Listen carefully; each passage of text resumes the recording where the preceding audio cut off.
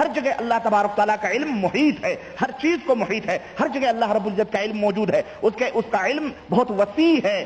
تو ہمارا یہ ایمان اور عقیدہ ہے۔ لیکن ان بدعتیوں کا یہ ایمان اور عقیدہ ہے کہ اللہ ہر جگہ موجود ہے۔ اب ان کے بزرگان دین بھی نعوذ باللہ ذات ایک ہے، ہر جگہ موجود ہے۔ کہتے ہیں سبع سنابل شریف میں لکھا ہوا ہے کہ سیدی فتح محمد قدس سرہ الشریف کا وقت واحد میں 10 مجلسوں میں تشریف لے جانا تحریر فرمایا گیا ہے۔ یہ ایک بزرگ تھے سیدی فتح محمد، یہ ایک وقت میں 10 جگہ تشریف لے گئے تھے۔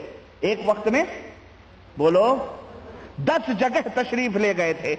انہوں نے تو 10 ہی کی قید لگائی، اوپر تو اعلیٰ حضرت فرماتے ہیں کہ ہزاروں جگہ پر تشریف لے جا سکتے ہیں۔ کہتے ہیں اچھا تشریف کسی نے عرض کیا کہ حضرت نے ایک ہی وقت میں 10 جگہ تشریف لے جانے کا وعدہ فرما لیا ہے، یہ کیسے ہو سکتا ہے کہ آپ ایک ہی وقت میں 10 جگہ تشریف لے جائیں گے، یہ کیسے ہوگا؟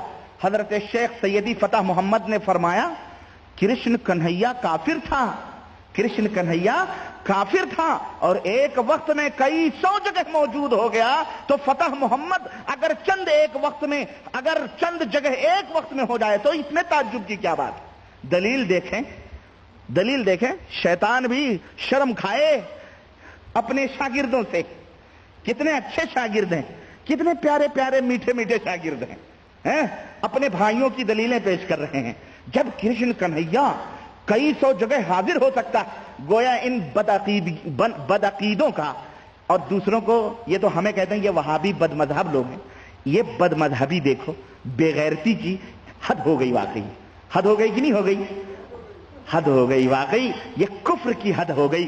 اب ایک کافر سے تجھے اللہ کا کلام نہ ملا، تجھے نبی کا فرمان نہ ملا، تو ایک کرشن کنہیا کے عقیدے سے اور کرشن کنہیا جیسے کافر سے اپنے بزرگوں کا استدلال کر رہا ہے۔ استغفر اللہ، یہ ہے ننگے اسلام اور یہ ہے ننگے دین و ایمان، جو ننگا ناچ اسلام کا ناچتے ہیں اور اپنے آپ کو لیبل لگایا ہوا ہے۔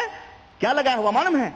اہل سنت والجماعت، TTS سناتن سنی، بالکل پکا مضبوط مہر بند سکہ بند قلعہ بند۔ قرآن و سنت سے ہرگز وہ باتیں ان میں داخل نہیں ہو سکتی۔ جناب علی، اب جناب علی ایک وقت میں کیا ذکر کر کے فرمایا، کیا گمان کرتے ہو کہ شیخ ایک جگہ موجود تھے باقی جگہ مثالیں تھیں؟ ہاشا نہیں، کہتے ہیں یہ بھی نہ سوچو کہ میں یہاں موجود رہوں اور میری مثال ہر جگہ موجود ہو، کبھی تمہارے دلوں میں یہ ذہن میں تصور بھی نہ آئے، نہیں، بلکہ بذات خود ہر جگہ موجود تھے، مثال نہیں بلکہ بذات خود ہر جگہ حضور موجود تھے۔ اعوذ باللہ، استغفر اللہ۔ اور سنیں، یہ تو ہوا ان کا عقیدہ، کن کا؟ یہ ہمارے میٹھے میٹھے زہریلے بھائیوں کا۔ یہ بڑی میٹھی زہر ہے بیٹا، میٹھی نہیں بلکہ ان کو تو میں پیدل سمجھتا ہوں عقل سے، کیوں یہ بریلوی جو اپنے آپ کو کہتے ہیں بیچارے، ان کے مولوی بھی، ان کے علامہ پھلانا بھی، یہ بیچارے یہ عقل سے پیدل لوگ ہیں۔ یہ بالکل یعنی ان کو میں مرفوع قلم سمجھتا ہوں، بے ایمانہ کہ ان کو عقل نہیں، ان کو سمجھ نہیں، یہ بس اپنے پیروں اور سجادہ نشینوں اور مولویوں کی اس پر مزاروں پر اور ان کے اس پر بغلے بجاتے پھر رہے ہیں۔ میں ان کا کیا کروں جو ہمارے ملکوں کے اندر بڑے بھاری توحید پرست اور بڑے بھاری موحد کے نام سے جانے جاتے ہیں، جو کہتے ہیں جی، اور دنیا بھی ہمارے ملکوں کے اندر یہ ہمارے دیوبندی حضرات جو بڑے باصفا پاک و صاف بنتے ہیں اور بڑے بڑے مولوی مولانا لوگ ہیں، بڑے بڑے لوگ، اور ابھی تک ان کے اوپر کسی نے انگلی نہیں اٹھائی۔ کیوں؟ انگلی اٹھاتے ہوئے خوف لگتا ہے کہ چہرہ دیکھو، شکل و صورت دیکھو، ایسا لگتا ہے جیسے ابھی سدرۃ المنتہا سے جبریل امین سے مصافحہ کر کے آ رہے ہیں۔ ایسے محسوس ہوتے ہیں تقوی طہارت، لیکن اندر کس قدر گندا ہے ان کا، استغفر اللہ۔ میں آپ کو بطور مثال پیش کروں، یہ میرے ہاتھ میں حکایات اولیاء ہے جناب علی، یہ تو 10,000 جگہ پر، یہ تو زندہ تھا، زندہ مثال میں نے دی احمد رضا خان کی کتاب ملفوظات اعلی حضرت سے کہ وہ زندہ ہو کر ہر جگہ حاضر ہو سکتے ہیں۔ دیوبندیوں نے کہا یہ کوئی کمال ہے کہ تیرا بزرگ زندہ ہو کر کے اور ہر جگہ حاضر ہو؟ ابے یہاں دیکھ، ہمارے بزرگ مرنے کے باوجود بھی نومن مٹی کھود کے باہر نکل کے حاضر ہو جاتے ہیں، تو عالم مثال کی بات کر رہا ہے؟ تو اگر خان صاحب نے بڑ ماری تو شیخ صدیقیوں نے کوئی سہارنپور کے شیخ پیچھے نہیں رہیں گے. یہ شیخ تو وہ ہیں جو کھچووں کو دھوکہ دینے والے لوگ ہیں, سمجھ رہے ہیں؟ یہ کہیں ہم کیوں پیچھے رہیں. چنانچہ حکیم الامت, یہ کون ہے؟ یہ حکیم الامت کی پڑیا سنو.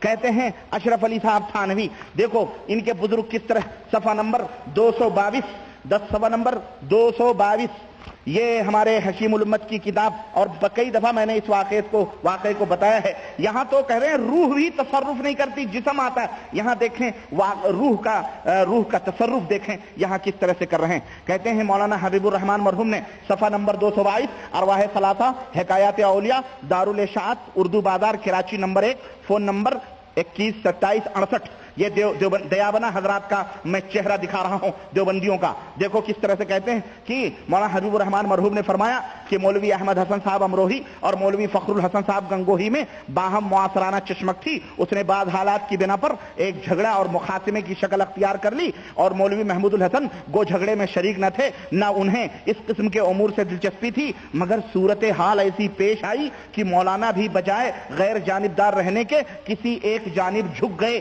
اور یہ واقعہ کچھ طول پکڑ گیا, لمبا ہو گیا, جھگڑا لمبا ہو گیا. اسی دوران میں ایک دن الصبح بعد نماز فجر مولانا رفیع الدین صاحب رحمۃ اللہ علیہ نے مولانا محمود الحسن صاحب کو اپنے حجرے میں بلایا, اور بریکٹ میں لکھا ہوا ہے کہ جو دارالعلوم دیوبند میں ہے. مولانا حاضر ہوئے اور بند حجرہ کواڑ کھول کر اندر داخل ہوئے. موسم سخت سردی کا تھا. مولانا رفیع الدین صاحب نے فرمایا کہ پہلے یہ میرا روئی کا لبادہ دیکھ لو. مولانا نے دیکھا تو روئی کا لبادہ بالکل بھیگا ہوا تھا, تر تھا. فرمایا واقعہ یہ ہے. کہنے کے بعد کیا ہے؟ کہنے کے واقعہ یہ ہے کہ ابھی مولانا نانوتوی رحمت اللہ علیہ, یہ مولانا نانوتوی مر چکے ہیں, برسوں گزر چکے ہیں. کہتے ہیں ابھی مولانا نانوتوی رحمت اللہ علیہ جسد عنصری کے ساتھ, بالکل جیسے دنیا میں زندہ تھے اسی جسم کے ساتھ میرے پاس تشریف لائے تھے, جس سے میں ایک دم پسینہ پسینہ ہو گیا اور میرا لبادہ تربتر ہو گیا. اور فرمایا یہ کہ محمود الحسن کو کہہ دو کہ وہ اس جھگڑے میں نہ پڑے. ماشاءاللہ, استغفر اللہ, ماشاءاللہ کیا نعوذ باللہ کہیں. قبر سے اٹھ کر کے آ رہے ہیں کہ محمود الحسن کو کہہ دو جھگڑے میں نہ پڑیں, بس میں نے یہ کہنے کے لیے بلایا ہے. مولانا محمود حسن نے عرض کیا کہ حضرت میں آپ کے ہاتھ پر توبہ کرتا ہوں کہ اس کے بعد میں اس قصے میں کچھ نہیں بولوں گا. استغفر اللہ. یہ مولانا دیوبند کے ہیں, دیوبند کے بڑے بڑے علماء ہیں یہ, اور ان کے مریدین بہت سارے, یہ آج کل کے جو قاسمی وسمی گھوم رہے ہیں نا, یہ سب انہی کے چیلے چاپڑ لوگ ہیں. ان سے ذرا پوچھو کہ حضرت ایک آدمی جب مر گیا تو مولانا اشرف علی صاحب تھانوی اس کے اوپر ٹپڑی لگا رہے ہیں, تبصرہ کر رہے ہیں, کہہ رہے ہیں یہ واقعہ روح کا تمثل تھا اور اس کی دو صورتیں ہو سکتی ہیں. ایک یہ کہ جسد مثالی تھا مگر مشابہ بجسد عنصری کے, دوسری یہ کہ روح نے خود عناصر میں تصرف کر کے جسد عنصری تیار کر لیا ہو, مگر وقت گزر جانے پر پھر اس مرکب کو تحلیل کر دیا جاتا ہے. استغفر اللہ. یہ سب منطقی اور فلسفی باتیں ہیں. کہتے ہیں یہ روح کا تصرف تھا. روح, میں پوچھنا چاہتا ہوں علماء دیوبند سے اور اپنے یہ جو ہے بیچارے عوام کو جو گمراہ کرتے ہیں توحید اور سنت کا نام لے کر کے, میں ان سے پوچھنا چاہتا ہوں کہ ذرا یہ عقیدہ ذرا تم ملاحظہ کرو. کیا یہ عقیدہ قرآن و سنت سے ثابت ہے؟ کیا صحابہ کرام کا یہ عقیدہ تھا؟ کیا حضرت ابو بکر کا یہ عقیدہ تھا؟ کیا حضرت عثمان غنی کا یہ عقیدہ تھا؟ کیا حضرت علی کا یہ عقیدہ تھا؟ کیا امام ابو حنیفہ رحمۃ اللہ علیہ کا یہ عقیدہ تھا کہ روح تصرف کرتی ہے, کہ روح اگر وہ جنت میں ہے تو وہ جنت چھوڑ کر کے اس جہنمی دنیا میں کیوں آئے گی؟ اگر وہ جہنم میں ہے تو داروغہ جہنم یا جہنم کے فرشتے اسے ایسے ہی آزاد چھوڑ دیں گے کہ جاؤ دنیا کے اندر تعلیمات دو, اپنے بزرگوں اپنے شاگردوں کو باقاعدہ نصیحتیں کرو. اور تو اور ہے, یہ بتاتے خود ایک کفری عقیدہ ہے. یہ بالکل وہی ہندوؤں کا, کافروں کا عقیدہ ہے جو آواگمن کا عقیدہ ہے. وہ ان کا یہ عقیدہ ہے کہ روح پھر دوسری شکل میں تبدیل ہو کر دنیا کے اندر آتی ہے اور آ کر کے اپنے کرم اور اپنے اعمال کے حساب سے لوگوں کے اندر وہ روح رہتی ہے. نعوذ باللہ. یہ کافروں کا عقیدہ ہے, یہ مسلمان کا عقیدہ نہیں ہو سکتا ہے, یہ کسی بندے مومن کا عقیدہ نہیں ہو سکتا ہے. اور سنو, اور اللہ رب العزت، میں یہ دعویٰ کرتا ہوں کہ اللہ کے سوا کوئی بھی غیب نہیں جانتا، اور یہ علماء اہل سنت والجماعت کا یہ متفقہ عقیدہ ہے کہ اللہ کے سوا کوئی غیب نہیں جانتا۔ لیکن اگر کوئی شخص اشارتاً، واقعتاً یا صراحتاً اگر اس بات کا دعویٰ کرے کہ وہ غیب جانتا ہے، یا اس کے بزرگ غیب جانتے ہیں، یا اولیاء اللہ غیب جانتے ہیں، اور اس کے اوپر وہ دلائل پیش کرے، تو پھر ایسی صورت میں ایسا بندہ بھی مسلمان نہیں ہے، بلکہ وہ بھی پرلے درجے کا کافر ہے۔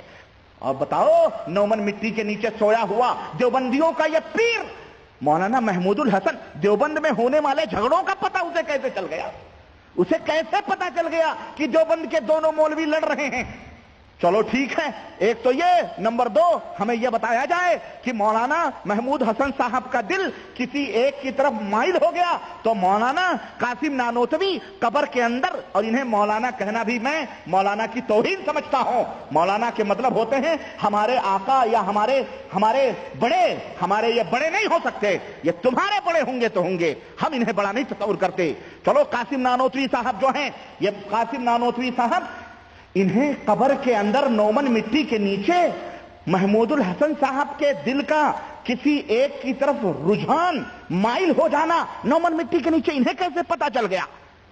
انہیں کیسے پتا چل گیا یہ بتاؤ ہم کو۔ نمبر 3، پتا چل گیا، انہیں اجازت کس نے دی کہ تم قبر کھود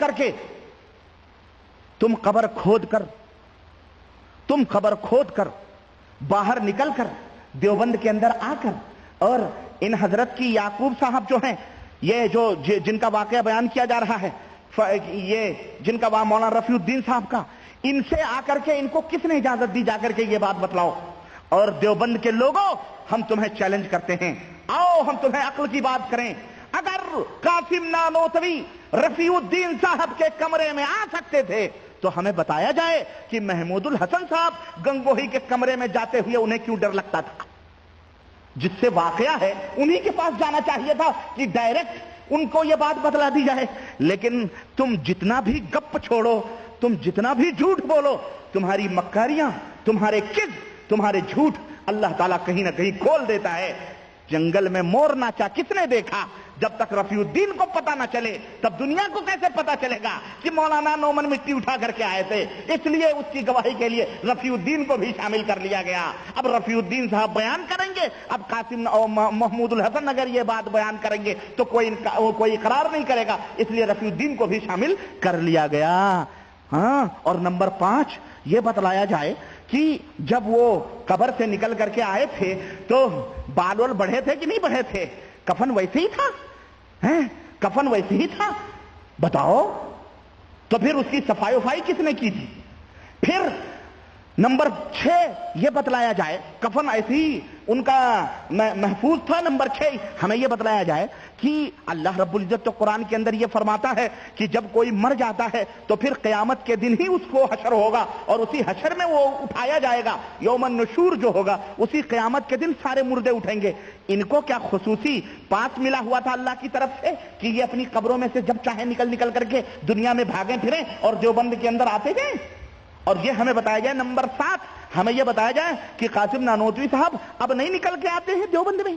دیوبند میں اتنا بڑا فراڈ ہوا، دیوبند میں جو ہے قاری طیب کے مرنے کے بعد اتنا بڑا فراڈ ہوا، اور اسد مدنی وغیرہ اتنے بڑے فراڈ کیے اور اسٹرائک ہوئی اور نہ جانے کیا کیا ہوا۔ قاسم نانوتوی اب جھگڑوں میں کیوں نہیں آتے؟ کیا روٹھے ہوئے ہیں آپ لوگوں سے؟ ہیں کیا شرم آتی ہے یا ڈنڈے ونڈے سے ڈر رہے ہیں کہ پولیس پیٹ پاٹ دے گی؟ اب کیوں نہیں نکل کے آتے ہیں؟ نمبر 10 ہمیں یہ بتلاؤ ذرا، ہمیں یہ بتلاؤ ذرا، باتیں تو بہت ہیں، ہمیں ذرا یہ بتلاؤ کہ مولانا یہ جو ہمارے قاسم نانوتوی صاحب جسد عنصری سے اٹھ کر کے آئے تو یہ بتلاؤ کہ جب قبر کے اندر دفن ہونے کے بعد اتنی طاقت ان کو تھی کہ قبر کھود کر کے اوپر آ جائیں، تو جب وہ مر گئے تھے تو وہ اپنے آپ قبرستان گئے تھے یا کوئی اٹھا کر کے ان کو لے جا کر کے قبر کے اندر دفن کیا تھا؟ جو اتنے بڑے شکتیشالی آدمی ہیں تو اس کو خود بخود جانا چاہیے نا قبرستان، اس کو اٹھا کر کے لے جانے کی کیا ضرورت تھی؟ لیکن دعوت تو یہ کرتے ہیں کہ جناب علی محدث تھے، بہت بڑے علامہ تھے، لیکن یہ تمام سب عقیدے جو فاسد عقیدے اس طرف، اور یہی نہیں صرف ان کے عقیدے ہی کا پتہ نہیں چل رہا، اس میں مولانا اشرف علی بھی کا بھی عقیدہ پتہ چل رہا ہے، رفیع الدین کے بھی عقیدے کا پتہ چل رہا ہے، اور جو مولوی تھے ان کے بھی عقیدے کا پتہ چل رہا ہے، اور اس کے اندر مولانا محمود حسن جو مفسر قرآن مانے جاتے ہیں ان کی بھی بدعقیدگی کا پتہ چلتا ہے۔ پتہ یہ چلا کہ عامے کے عامے پورے کے پورے کالے ہیں، اور یہ بدعقیدہ لوگوں کی ایک ٹولی ہے اور جماعت ہے جس نے ہندوستان کے اندر یہ مکروہ چہرے چھپا کر اور پاکستان اور بنگلہ دیش کے اندر دنیا کو گمراہ کرنے کا انہوں نے بیڑا اٹھایا ہوا ہے۔ اللہ رب العزت ان سے ہمیں محفوظ رکھے۔ 294 کے اندر میں ایک اور میں واقعہ آپ کو بتاؤں کہ مرنے کے بعد بھی کہتے ہیں کہ قبروں کے اندر مرنے کے بعد بھی کرامات کا ظہور ہوتا ہے، مرنے کے بعد میں کرامتوں کا ظہور